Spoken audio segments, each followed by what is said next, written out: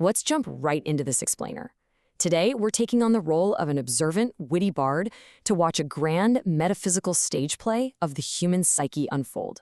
We're looking at a fascinating character dossier that maps out an intense internal struggle. It's essentially a story of architecture clashing with absolute chaos, all caught in the shifting geometric web that binds our minds together. So, what actually happens when the immovable superego goes to war with the unstoppable id? I want you to picture this psychological conflict as a dark, sweeping theatrical production. Imagine a rigidly controlled mind desperately trying to box in pure primal chaos. It's the ultimate showdown between order and entropy, playing out right there on the stage. Act 1, The Gilded Cage of Stasis. We open on our main subject, the Pale Inquisitor. He is the ultimate, extreme manifestation of the superego, acting as the skeletal guardian of a realm called the Architecture of Pride. This place, it's entirely defined by rigid geometry and strict linear logic. The Inquisitor is the literal personification of stasis.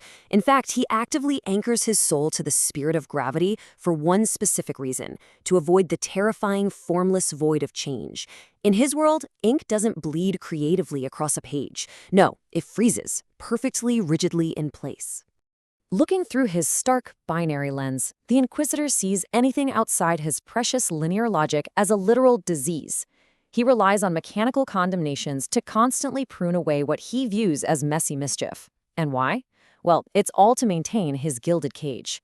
This isn't just a home, it's a fortress of dogma, meticulously built to shield him from the natural world, a world he dismissively, almost fearfully, calls a verdant absurdity. Act 2, Enter the Jester's id. So, into this perfectly static world bursts the spark of evolution, widely known as the Jester of the Void. If the Pale Inquisitor is our suffocating superego, the Jester is the absolute, untamed force of the id. He's the uninhibited co-author of messy mischief. You know, he just thrives on everything the Inquisitor hates, openly mocking those fixed horizons and that suffocating architecture of stasis. Now, to the Pale Inquisitor, a world without anchors is the ultimate stain. It is a completely terrifying prospect that has to be avoided at all costs. But the Jester, he sees it completely differently. While the Inquisitor is practically paralyzed by the fear of this messy stain, the Jester scoops it up and uses it as vital energy for his own creative progress. It's quite literally the fuel he runs on. Scene change. Grim chambers to surreal playhouses. This is where the Jester acts as a powerful, unbinding agent. As our observant bard notes, the Jester doesn't just chip away at the grim stone fortresses of the superego, he completely tears them down. He takes these static, lifeless rooms and magically transforms them into a chaotic, surreal playhouse of unpredictable whim. He literally turns a rigid prison into an absurd, dynamic theater. Imagine the visual here. When the Inquisitor's rigid frames finally clash with the Jester's moving foundation, the geometry of this world just totally collapses. The superego's beloved straight lines, they warp entirely into unpredictable spirals.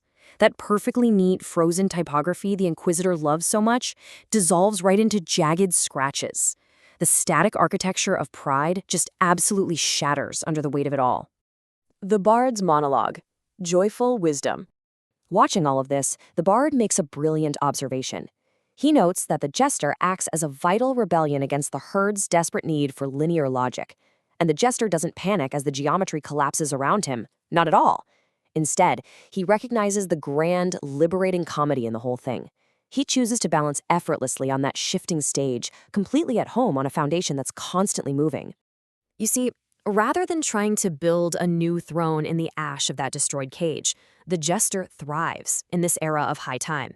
He's making sure that history is constantly rewriting itself.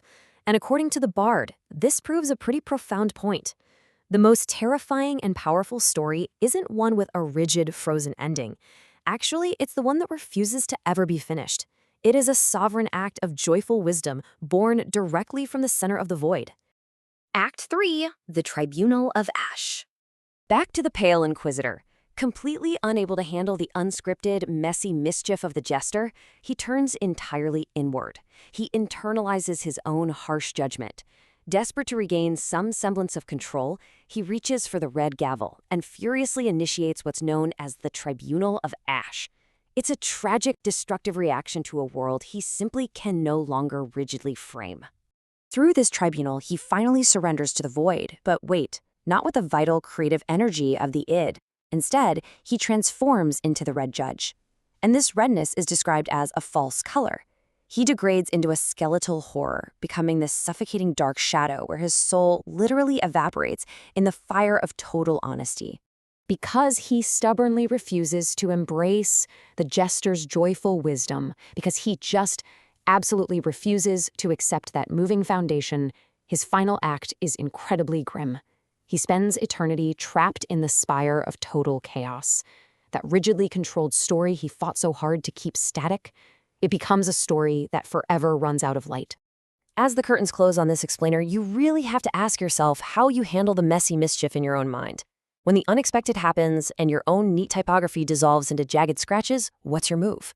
Do you reach for the red gavel and try to build an even tighter, gilded cage? Or do you embrace the vital energy of the jester, accept the joyful wisdom, and finally learn to dance on the moving foundation?